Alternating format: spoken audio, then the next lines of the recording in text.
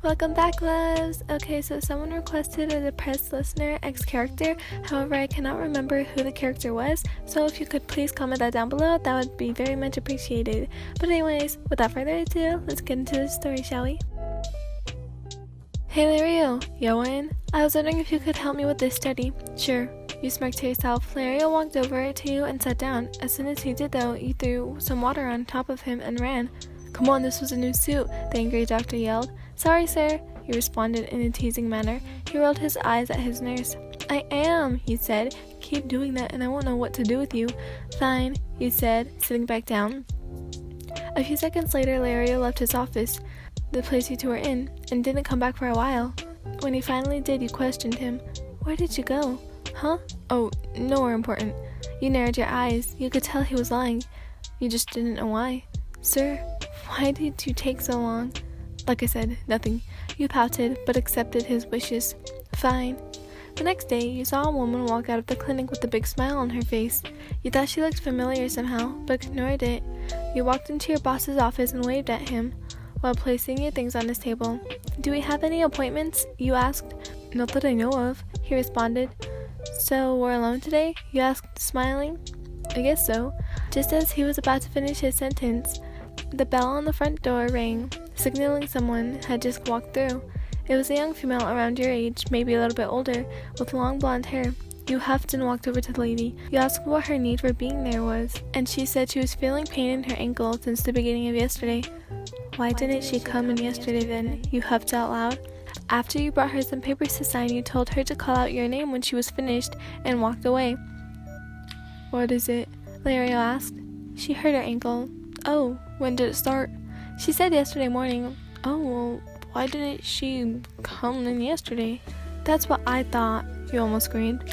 Miss Ellen, you heard from the front. Coming, you yelled loud enough for the girl to hear. You walked out and took the papers from her, placing them under your arm, spinning on your heel to walk away. Wait, she called out. You turned your face one more time with question. Do you maybe have any water? You nodded out of sympathy. You continued walking into Leorio's office and handed him the papers. Alright, put her in room A.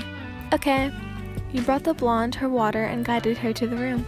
Leorio took some time before going to her room, making sure to look over every paper as you looked over every inch of him.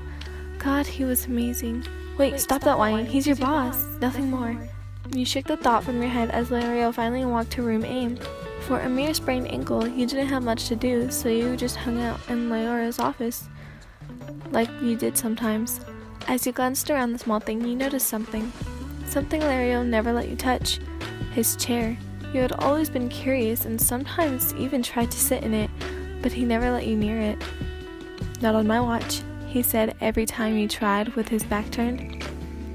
And every time he'd always seemed to be one step ahead. This time though, he was with the patient, and nothing could stop you. You slowly walked behind his desk, tiptoeing every single step of the way. Finally, you made it behind the desk. You pulled the chair out and turned around and slowly moved your bum downward into the luxurious seat. You snuggled into it, moving your butt side to side to get the right feel. And feel you did. You jumped out of that seat so fast, turning your head to see Leorio's mental attitude. What was that? I'm sure I don't have to tell you.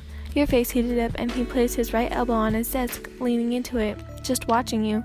You're such a creep, you stated. Not on my watch, he smirked. I know this one was very short and I'm very sorry, but somebody did say that I should make an animation video, so I already wrote down my script for my story time. They are true stories, by the way. I'm going to start doing that now. Goodbye, loves!